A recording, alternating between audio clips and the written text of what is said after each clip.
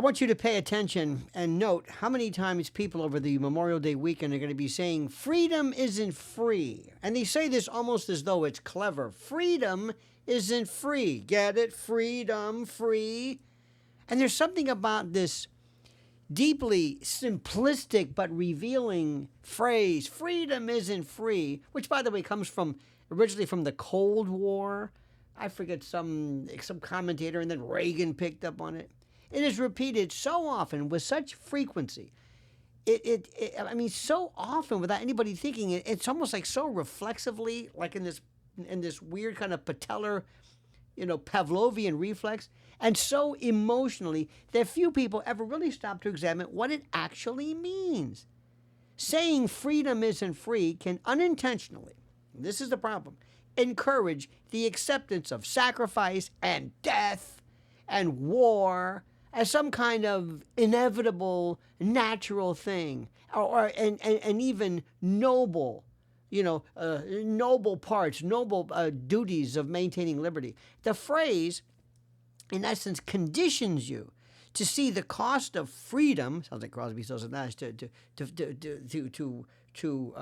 pay back your liberty as permanent and unavoidable, and it frames loss and conflict and war and death not as tragedies to be avoided, but as necessary dues that are paid to preserve society. And it usually it arrives, of course, wrapped in patriotism, and it's draped in flags and solemn music, and it sounds terrific, but you're missing the message. And it's spoken with reverence as though it were self-evident truth. But hidden inside that phrase is a very, very dangerous assumption, which I want you to disabuse yourself of. It suggests that war and death and sacrifice and perpetual conflict are unavoidable. This is the price of liberty. Hey, don't worry about it. It happens. You want to make an omelet? You got to break a few eggs. It conditions generations to believe that bloodshed and violence and the destruction of lives and dreams and families, that they're not the failure of politics, but its fulfillment, that this is natural. This is growing pangs, as it were. And the war is not a catastrophe, they say, to prevent, but some kind of this weird kind of a sacred transaction that must be lauded and must be absorbed to maintain society. And that is the most dangerous thing. You should hate it. You should hate it. Respect people. And by the way, and I don't want to hurt anybody's feelings here, but nobody died in Vietnam to secure my or your or our freedom of speech. Nobody. Our freedom of speech is under attack, not by the communists, not by Ho Chi Minh, not by the North Vietnamese, not by Iraqis, not by ISIS, Al-Qaeda, any of those people, not by Iran, not by anybody. Our inability to speak, our inability to appreciate and to execute and to fulfill the legacy and the demands and the requirements of the Constitution is from here, from the thought police, and worse, the thought vigilantes, people who tell you what you can and can't say. And see, and all this is one of the greatest, the biggest psychological ops ever sold to the public. Because if freedom truly depended upon endless war, then no society on earth would ever be free. Empires throughout history have used precisely this kind of language to justify conflict, not to prevent it, but to justify it, to keep it going, to keep the war machine going, the war profiteers. Kings and dictators and revolutionaries and despots and modern democracies alike have all insisted that violence was necessary to preserve civilization. You have to have it. And every war is sold as defensive. We're never the aggressor. Oh, no. This has to be done. And it's also kind of an anticipated, well, we've got to do that because they could do this. That's my favorite. They could do this. Remember during 9/11, Condoleezza Rice? The smoking gun could be a mushroom cloud. Better to fight them there than here. They hate our freedom. What are you talking about? And we just accepted this, especially from these weird kind of jingoistic uh, again, talk about Patellar or Pavlovian, cable news.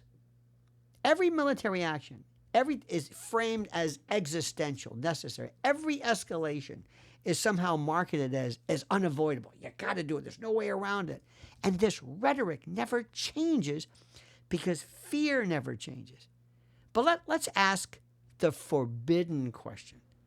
Which wars actually protected your freedom of speech, your freedom, your constitutional freedoms, your freedom, just generic freedom, not any particular freedom, just this freedom they talk about?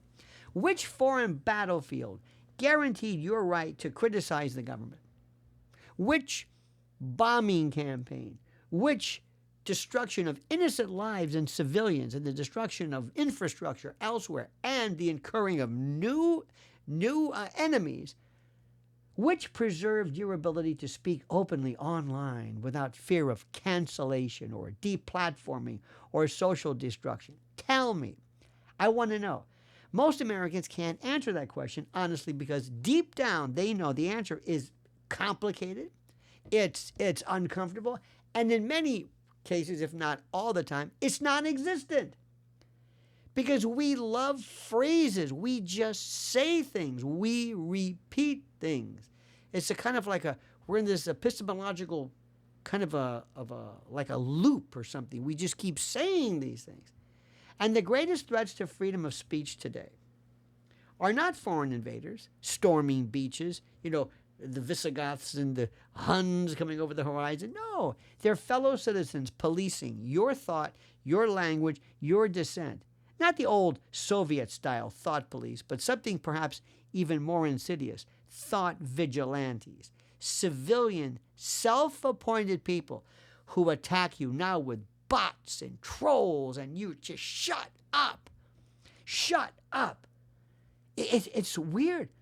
I don't think Ho Chi Minh ever did that to me. Self-appointed guardians and enforcers, by the way, of acceptable opinion.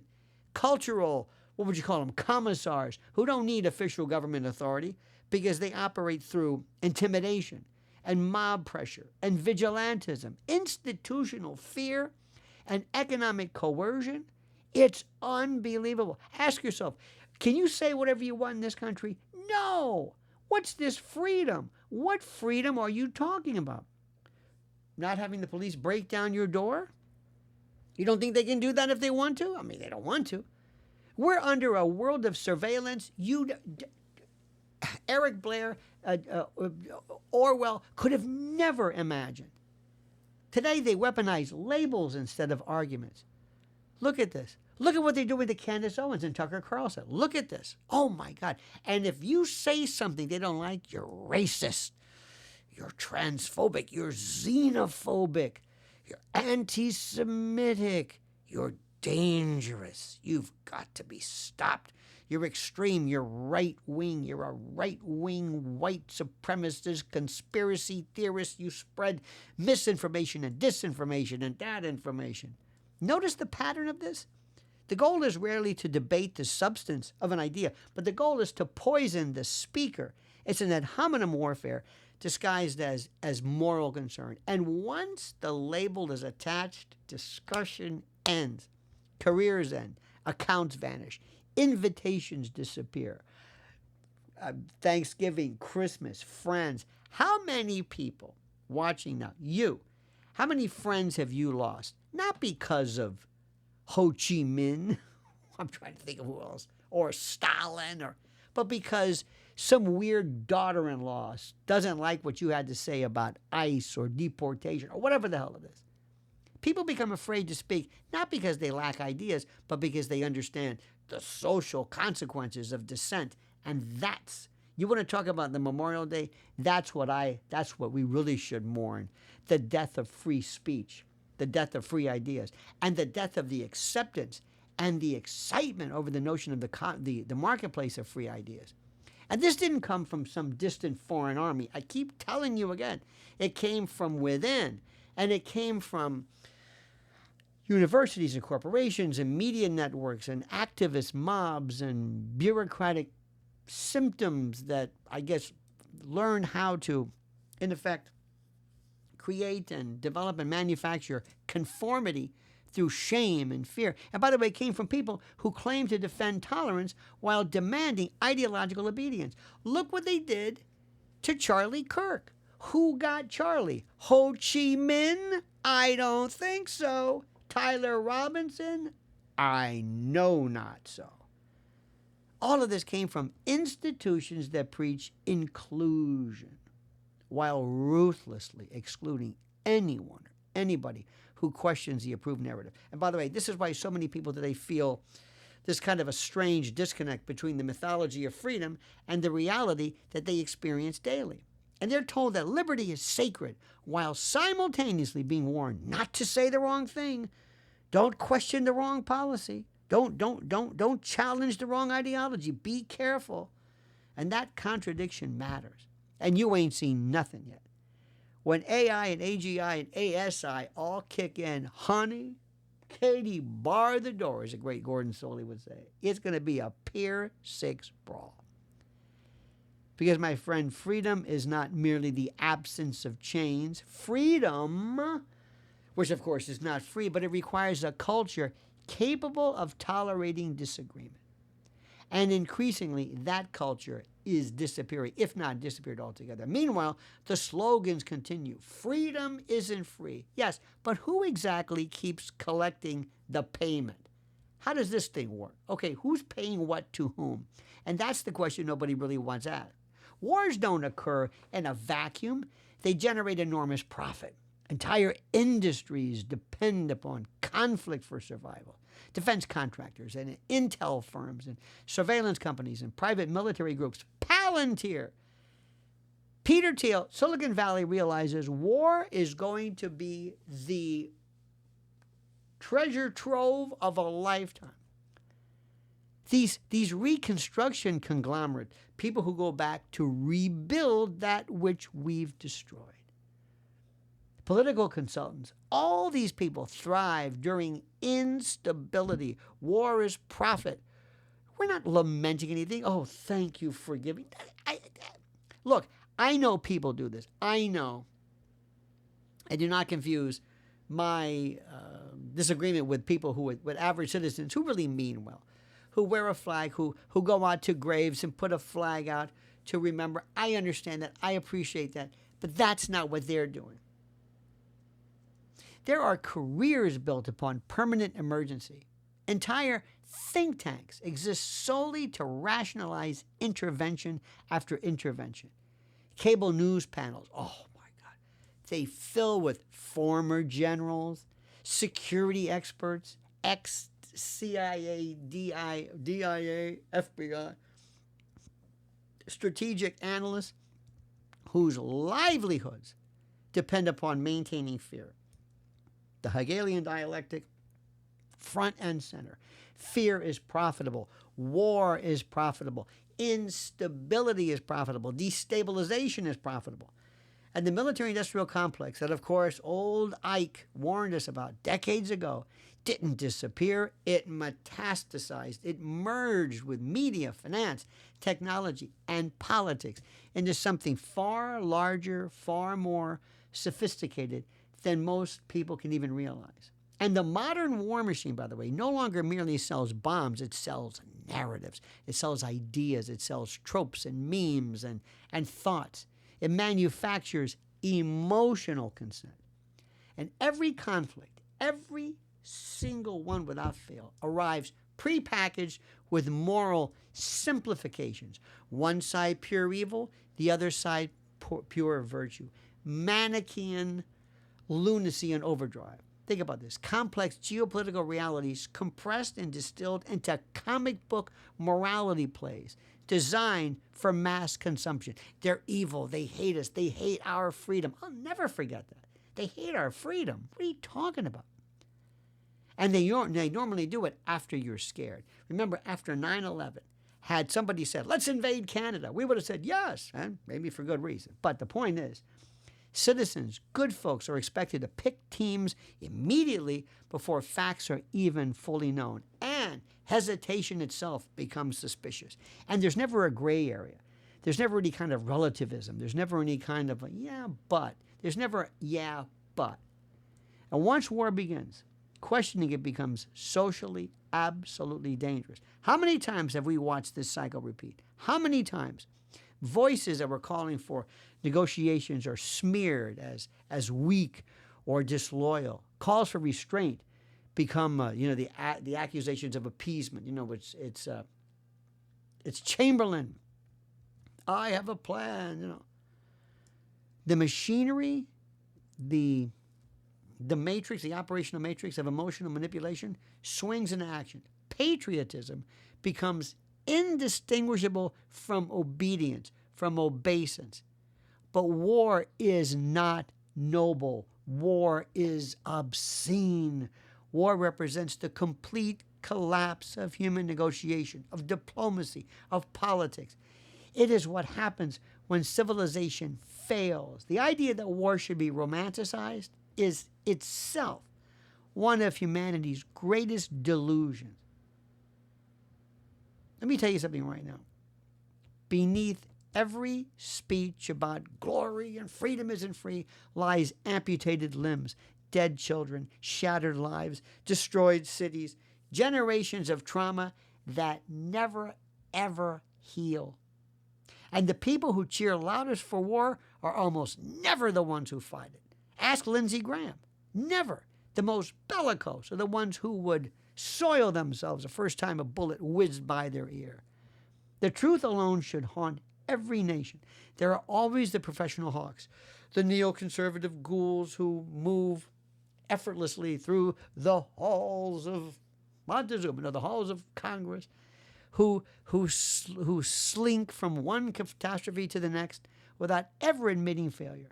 Iraq, Afghanistan, Libya, Syria, endless predictions, endless interventions, endless disasters. Yet somehow the same voices remain on television and on cable news and the usual. They remain in government and they remain influential despite being catastrophically and historically wrong again and again. Why? Why is that? Why? Because failure in Washington is rarely punished, if ever. It's the most incredible thing in the world. If the failure, by the way, it's not going to be punished if the failure serves powerful interests. See, war creates opportunity, not for ordinary citizens, but for contractors and speculators and lobbyists and political opportunists. And even the whole anti-war movement is benefited somehow. Everybody gets a piece of the action. And the way the political opportunists, they circle tragedy like vultures, feeding upon carrion. The human suffering becomes an industry. Reconstruction, I can't tell you this enough. Reconstructions, weapons deals, security funding, emergency power, surveillance expansion. We'll help you. We'll go in and we'll retool your Wi-Fi. We will make your infrastructure. We'll have every one of your citizens wired, and we will have more data for our metadata, more information. Every crisis becomes a marketplace. Who was it? Don't ever let a good crisis go by. Rahm Emanuel. And once profit enters the equation, morality exits out the back door. This is why the compassion that I think should be here is minimal, if not non-existent. And by the way, this is why the comparison to cancer resonates so powerful with so many people. As long as billions are made from endless treatment, there will always be suspicion about whether incentives align with actual cures. I mean, do you think if we had a cure, do you think somebody would say, hey, we're going to just gut a $1 billion+ industry because I found a cure? Do you think so? You know what happened to people who came up with gasless cars or cars that ran on oxygen or Tesla, you name it. You know what happens. Buck the trend and you end up. And by the way, by the same token, as long as trillions flow through war economies, skepticism about permanent peace is inevitable. Now listen, that doesn't mean that every scientist is corrupt or every soldier malicious. Absolutely not, far from it. Many people within these systems are sincere, decent, honorable. Soldiers especially often display extraordinary courage and sacrifice to protect their brethren on the battlefield.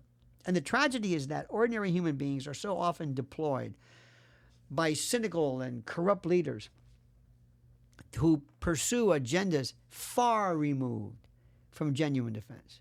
The young fight, but the old decide. What was it? Old dogs? Young dogs fight for old dogs or something like that. The powerful profit, the public mourns, and the slogans, they continue. Freedom isn't free. When I hear them, it's like, come up with something new. Because the more honest phrase would be this: freedom is fragile because power is always trying to expand itself. That's the real struggle. Not simply foreign enemies, but concentrated power wherever it emerges. Government power, corporate power, technological power, Silicon Valley power, big tech power, cultural power, information power. Any system that punishes dissent becomes dangerous regardless of the ideology. A truly free society should never fear uncomfortable questions. It should welcome them with open arms. It should not need censorship to preserve itself.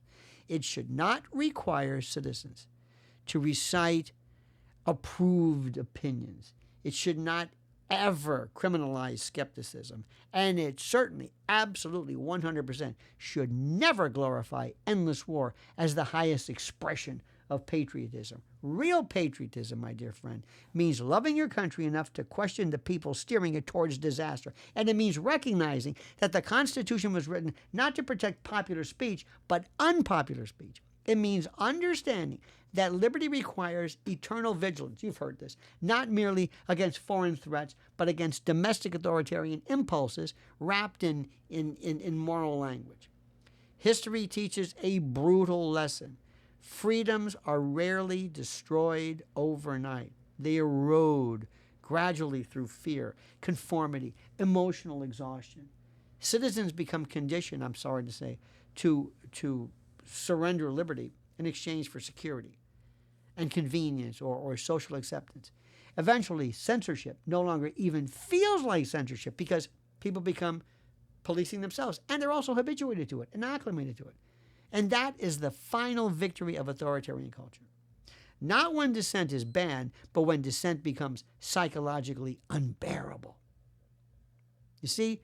And so perhaps it is a time right now to retire these simplistic slogans and confront the harder truths. Freedom is not sustained by endless war. Freedom is sustained by courage, the courage to think independently, the courage to speak honestly, the courage to resist manipulation whenever it comes from governments and corporations and media or the like, or mobs or throngs, ochlocracies. And the greatest battlefield today is not overseas. It is the human mind. And the fight is not merely for territory. It is for the right to think and to question and to speak without fear. This is what we should be talking about. This is what isn't free. This is the name of the game. And of course, to those people who did die, we honor them. We revere them. We always have. We think of them. But do not think of theirs as, they died the noblest of glories. Sound like Patton. Patton loved war. I mean, to the point where he thought it was the highest example of human endeavor. It was the strangest thing. War is obscene and is wrong. God hates it. Jesus hates it. Anybody, any sentient human being, anybody with a couple of neurons and a working synapse hates it. Hates it. I hate this. I hate war. So understand, and I'm going to leave you with one thing, and there's nothing worse than somebody who deep down inside says, right, yeah. Hey, Memorial Day, yeah. All right, where's the beer? Let's fire up the grill. Because ultimately, you know and I know, for most people, that's what it's about. And even to say Happy Memorial Day. Happy Memorial Day? What does it even mean? It's oxymoronic. So on this day, remember those who died. And if you have not ever been to the Vietnam Memorial, please go and realize that wall that you're thinking of, the wall is all over the place. That is one of walls. And all of those people, 55,000 or so, all of them, ask them, why did they die? For your freedom? For your freedom? No. not for your freedom. Many of them died because they were drafted. Many of them were in war because they couldn't get a deferment. Maybe they were just used as an example of our power, our cannon fodder. Look at us. Waves. Oh my God. 1.3 billion Americans in the history of the world. 1.3 billion Americans. Millions, excuse me, what am I trying to say? Have died in war. Think about this. It's